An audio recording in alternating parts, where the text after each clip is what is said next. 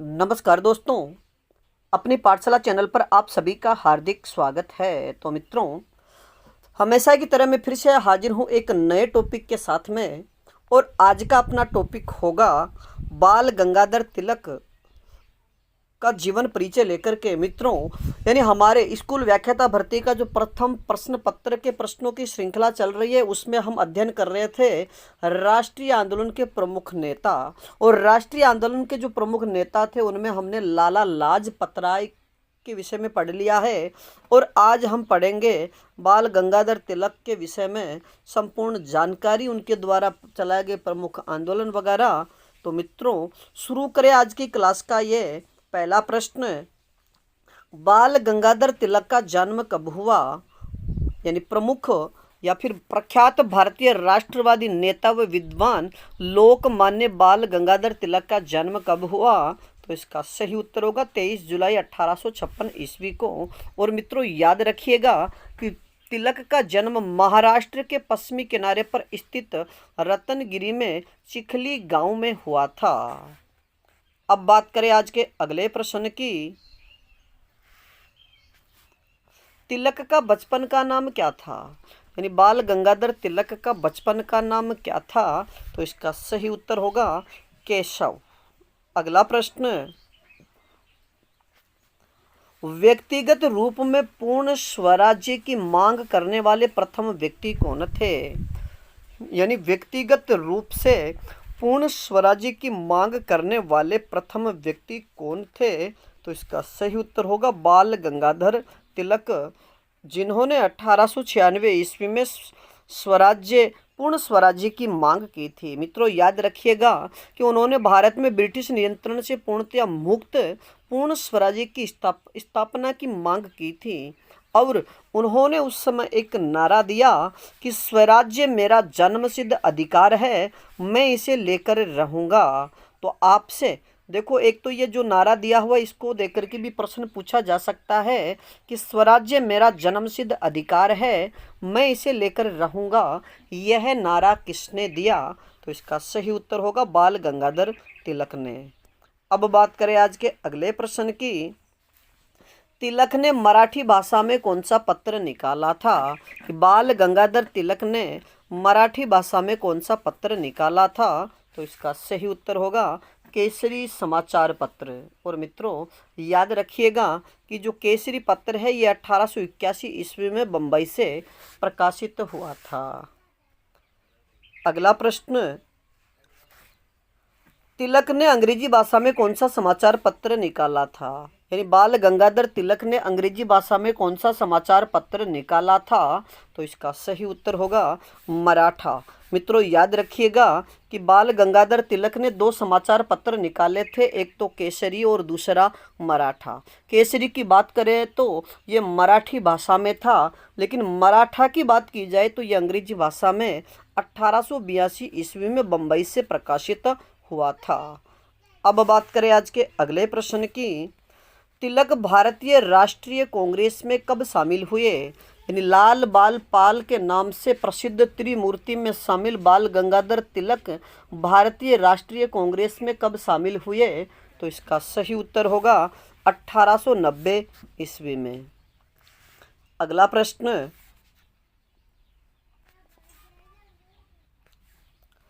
तिलक किसी भी मामले में अंग्रेजी हस्तक्षेप के खिलाफ थे, इसलिए उन्होंने किस बिल का विरोध किया था? मित्रों, यानी जो बाल गंगाधर तिलक है, ये भारतीय जो स्वतंत्रता आंदोलन, यानी भारतीय जो स्वतंत्रता संग्राम चल रहा था, इसमें भारत के किसी भी मामले में अंग्रेजी हस्तक्षेप के ये खिलाफ थे, इसलिए उन्होंने एक बिल का विरोध किया था। तो वह बिल कौन सा है? तो इसका सही उत्तर होगा एज ऑफ कंसेंट बिल, जो 1891 ईस्वी में निकाला गया था। तो इस बिल का उन्होंने विरोध किया था, क्योंकि इस बिल में जो भारतीय लड़का और लड़कियों की जो शादी की उम्र थी, उसके विषय में विवरण दिया गया था। अब बात करें आज के अगले प्रश्न की। बाल गंगाधर तिलक ने गणपति उत्सव और शिवाजी उत्सव कब शुरू किए थे? यानी बाल गंगाधर तिलक ने गणपति उत्सव और शिवाजी उत्सव यानी जिसे शिवाजी उत्सव या शिवाजी मेले के नाम से जाना जाता है, कब शुरू किए? तो मित्रों याद रखिएगा, गणपति उत्सव की बात करें तो ये 1893 ईस्वी में, और शिवाजी उत्सव या शिवाजी मेले की बात की जाए तो ये 1895 ईस्वी में शुरू किया गया था। अब बात करें आज के अगले प्रश्न की, भारत के प्रथम राजनीतिक कैदी कौन माने जाते हैं? भारत के प्रथम राजनीतिक कैदी यानी राजनैतिक कैदी कौन माने जाते हैं? तो इसका सही उत्तर होगा बाल गंगाधर तिलक। अब बात करें आज के अगले प्रश्न की, बाल गंगाधर तिलक ने लेनिन से गुप्त पत्र व्यवहार कब किया? यानी बाल गंगाधर तिलक ने लेनिन से गुप्त पत्र व्यवहार कब किया? तो इसका सही उत्तर होगा 1905 ईस्वी में। मित्रों याद रखिएगा कि सन 1901 में तिलक ने नेपाली षड्यंत्र रचा, अर्थात नेपाल के राजा की मदद से भारत में विद्रोह की योजना बनाई थी, लेकिन इसमें उन्हें सफलता नहीं मिली। इसी के फलस्वरूप 1905 में उन्होंने लेनिन से गुप्त पत्र व्यवहार किया ताकि विध्वंसकारी साधनों के बारे में जानकारी प्राप्त की जा सके। अब बात करें आज के अगले प्रश्न की,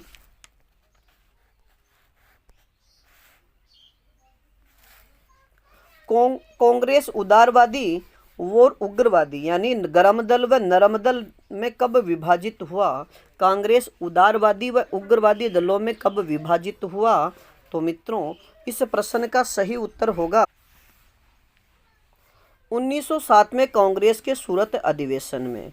मित्रों याद रखिएगा कि कांग्रेस का उदारवादी और उग्रवादी दलों में विभाजन 1907 में जो कांग्रेस का सूरत अधिवेशन हुआ था उसमें इसका विभाजन हुआ और कांग्रेस दो भागों में बट गई, जिसमें एक तो गर्म दल और एक नरम दल।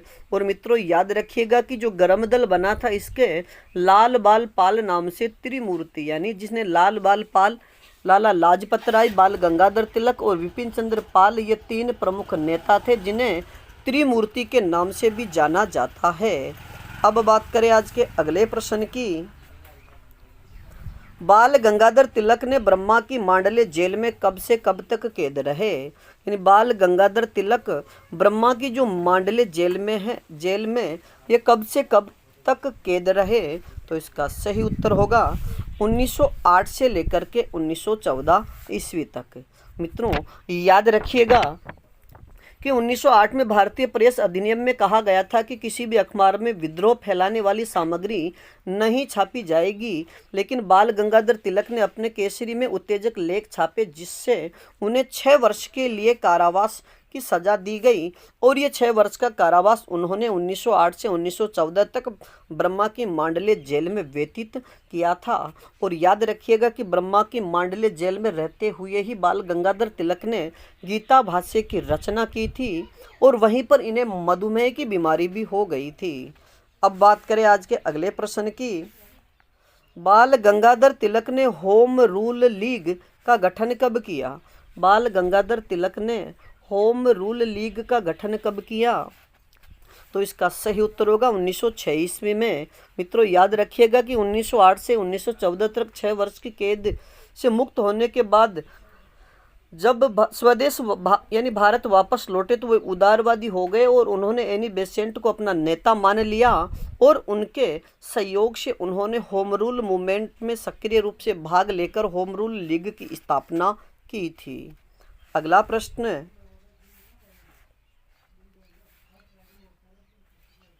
तिलक को भारत में अशांति का जन्मदाता किसने कहा है? तिलक को भारत में अशांति का जन्मदाता किसने कहा? तो इसका सही उत्तर होगा एक अंग्रेज पत्रकार वेलेंटाइन चिरोल ने, यानी एक अंग्रेज पत्रकार वेलेंटाइन चिरोल ने बाल गंगाधर तिलक को भारत में अशांति का जन्मदाता कहा है। अगला प्रश्न, लखनऊ समझौता कब हुआ वह इससे क्या तात्पर्य है? लखनऊ समझौता कब हुआ वह इससे क्या तात्पर्य है?